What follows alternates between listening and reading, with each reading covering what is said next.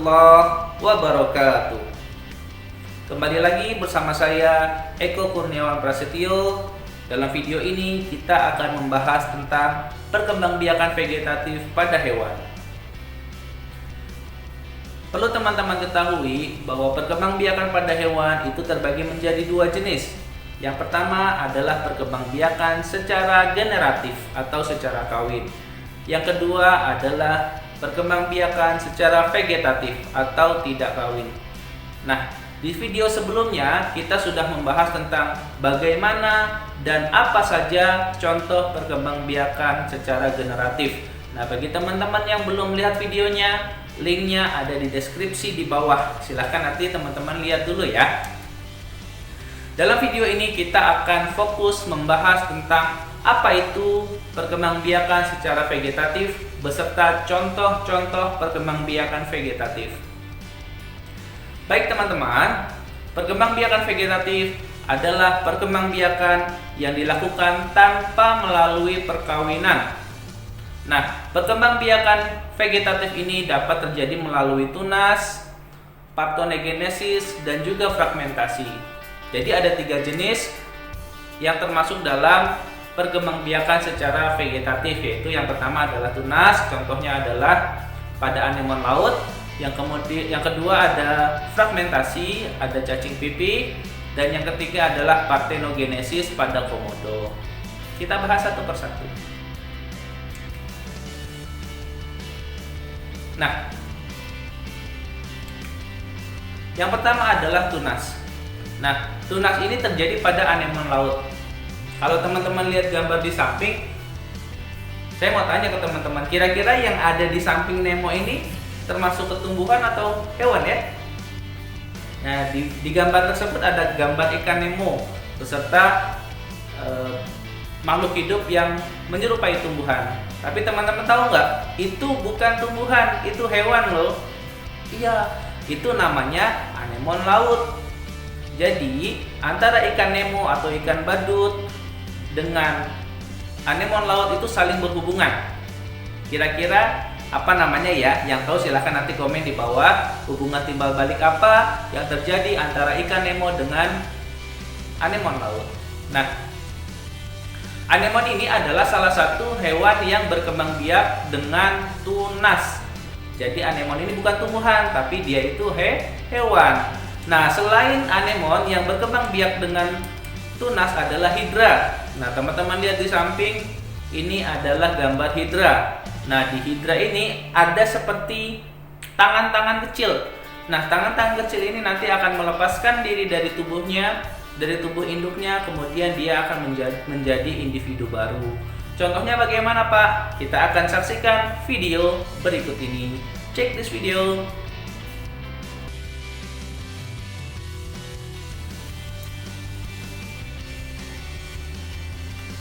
Perkembangbiakan vegetatif yang kedua adalah fragmentasi. Apa itu fragmentasi? Fragmentasi adalah perkembangbiakan hewan melalui pemutusan tubuh menjadi dua bagian.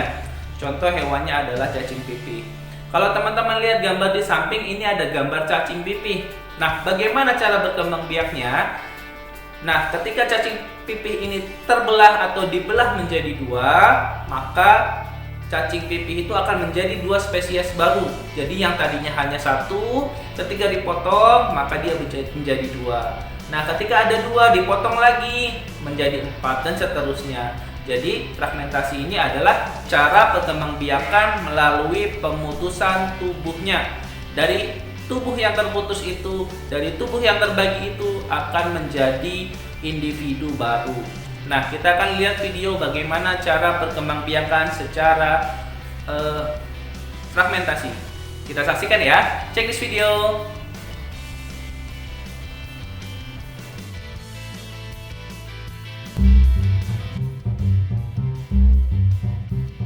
Si kecil lucu ini adalah planaria. Ini adalah spesies cacing pipih yang biasa ditemukan di dasar kolam.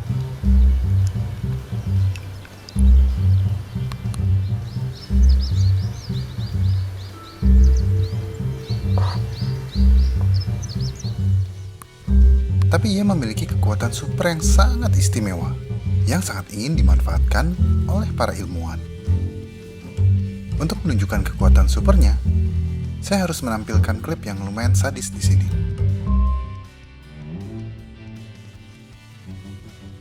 Oke, jangan khawatir.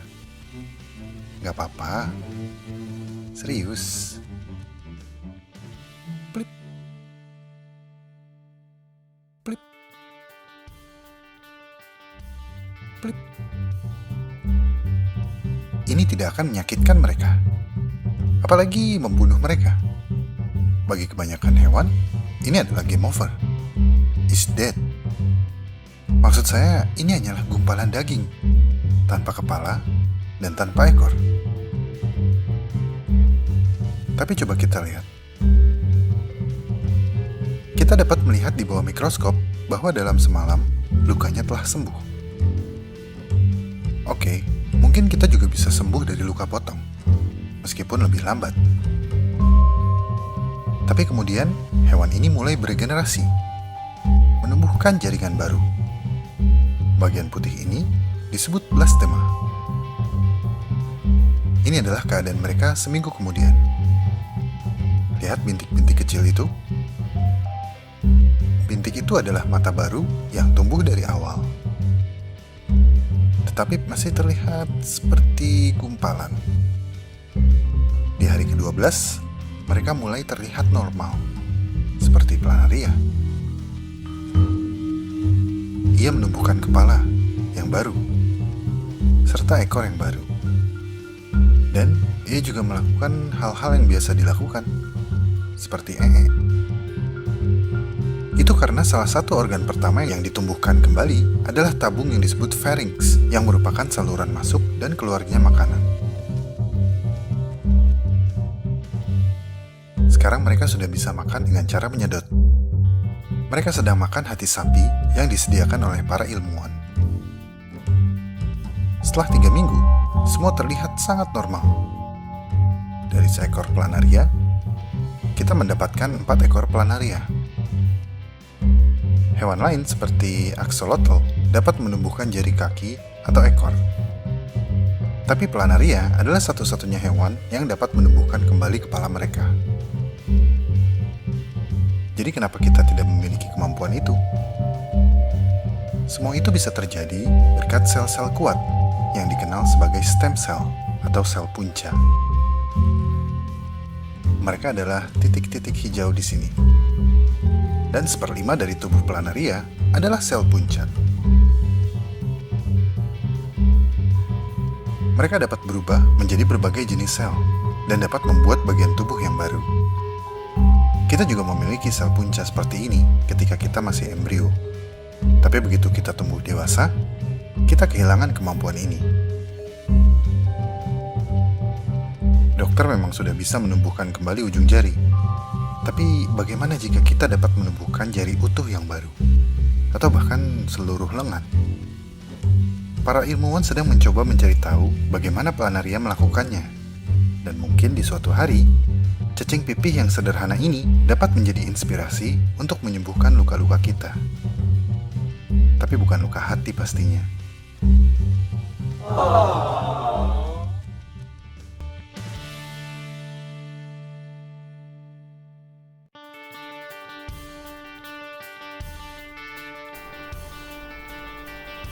Oke teman-teman, perkembangbiakan vegetatif yang ketiga adalah parthenogenesis.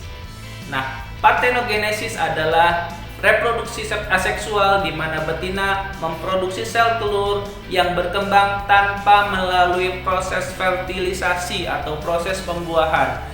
Parthenogenesis ini dapat kita lihat pada kutu daun, lebah, kutu air, dan beberapa jenis invertebrata. Juga pada beberapa tumbuhan. Komodo ternyata juga mampu bereproduksi secara parthenogenesis.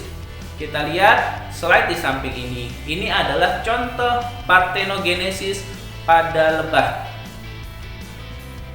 di mana individu baru terbentuk dari telur yang tidak dibuahi. Hewan yang mengalami parthenogenesis adalah serangga, misalnya lebah madu. Oke, detailnya adalah seperti ini. Nah, teman-teman lihat ada gambar slide di samping di mana ada lebah ratu selaku betina, kemudian ada juga pejantan. Nah, lebah ratu itu menghasilkan 32 telur. Dan pejantan itu menghasilkan 16 sel sperma. Nah, kemudian dari telur yang dihasilkan oleh sang ratu atau sang betina kemudian terbagi menjadi 2 melalui meiosis. Nah, kemudian terbagi menjadi 16 dan 16.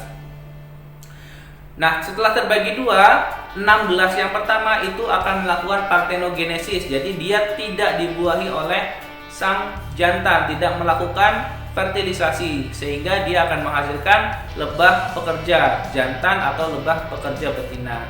Itu melalui parthenogenesis. Dan 16 sisanya itu akan terjadi fertilisasi atau pembuahan sehingga akan menghasilkan 32 lebah ratu atau lebah pejantan. Untuk lebih detail kita akan saksikan video tentang parthenogenesis. Check this video.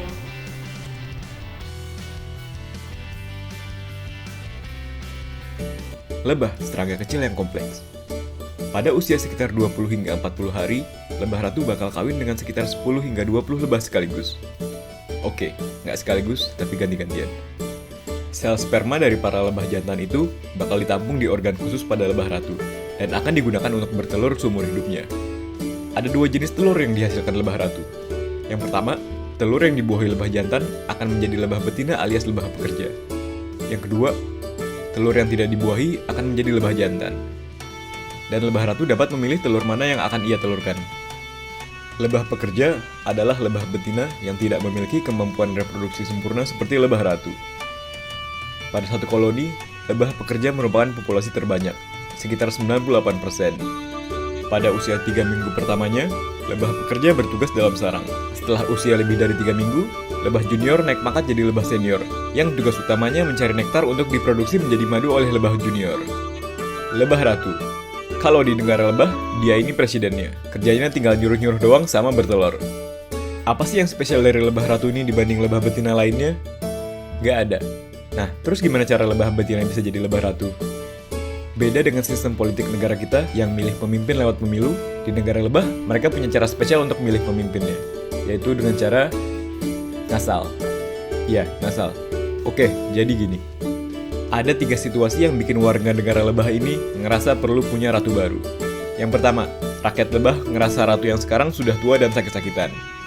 Yang kedua, ratu lebah ngilang, entah kabur, diculik, atau nyasar. Yang ketiga, rakyat lebah pengen merdeka dan punya negara sendiri, sehingga pisah dari koloni yang sekarang. Terus kalau ada kejadian kayak gitu, para lebah pekerja bakal milih telur betina secara random buat dijadiin ratu mereka yang baru. Nah, telur itu lalu dipindahin ke sel khusus yang emang udah disiapin buat calon lebah ratu. Nah, di sini perbedaannya. Larva dari lebah ratu diberi makanan khusus, yaitu royal jelly, sehingga dapat tumbuh dengan cepat dan akhirnya menjadi ratu. Oke, mungkin kamu bertanya-tanya. Terus kalau semua yang kerja itu betina, si lebah jantan pada ngapain? Cuma ada satu fungsi dari hidup lebah jantan, yaitu buat kawin dengan ratu. Asik? Tunggu dulu. Lebah jantan yang berhasil kawin dengan ratu bakal langsung mati setelah selesai kawin. Keras. Kayak yang dibahas tadi, lebah jantan lahir dari telur lebah ratu yang tidak dibuahi oleh lebah jantan. Ini berarti lebah jantan cuma punya ibu, tapi mereka nggak punya bapak. Tapi mereka pasti punya kakek. Nah, ribet kan? Oke, awalnya kami pengen buat video animasi tentang proses pembuatan madu. Tapi pas lagi riset, kita nemuin bahwa kehidupan lebah menarik juga buat dibahas. Tapi kedepannya mungkin kami bakal bikin juga animasi proses produksi madu dari si lebah ini. Thanks sudah nonton, jangan lupa like dan subscribe channel kita. Sampai jumpa di animasi selanjutnya. Ciao!